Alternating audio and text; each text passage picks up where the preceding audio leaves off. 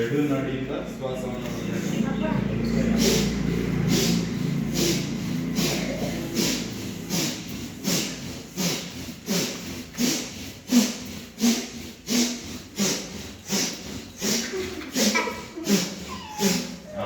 ಮಾತಾಡ್ತಾರೆ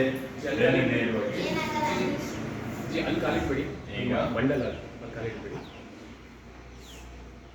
ಈಗ ನಾಡಿ ಶೋಧನ. ಶ್ವಾಸವನ್ನ ಎಡಗಡೆ ನಾಡಿಯಿಂದ ತಗೊಂಡು ಲಾಕ್ ಮಾಡಿ ಇಟ್ಕೊಳ್ಳಿ. ಎಷ್ಟು ಕುಂಭಕ ಮಾಡಿ ಎಷ್ಟು ಹೊತ್ತು ಇಡ್ತೀರೋ ಅಷ್ಟು ಹೊತ್ತು ಹಿಡೀರಿ. ಆಮೇಲೆ ನೀವು ಮತ್ತೆ ಬಿಡ್ಬೇಕಂದಾಗ ಬಲಗಡೆ ಹೊಳ್ಳಿಯಿಂದ ಬಿಡಬೇಕು, ಮತ್ತೆ ಲಾಕ್ ಮಾಡಬೇಕು. ಮತ್ತೆ ಶ್ವಾಸವನ್ನು ತಗೊಂಡು ಮತ್ತೆ ಲಾಕ್ ಮಾಡಿ ಇಟ್ಕೊಂಡು ಎಡಗಡೆಯಿಂದನೇ ಪಾಸ್ ಮಾಡಿ ಮತ್ತೆ ಲಾಕ್ ಮಾಡಿ ಇಟ್ಕೊಳ್ಳಿ. ಅವಾಗೆ ಒಂದು ಸೈಕ್ಲ ಮುಗಿಯುತ್ತೆ.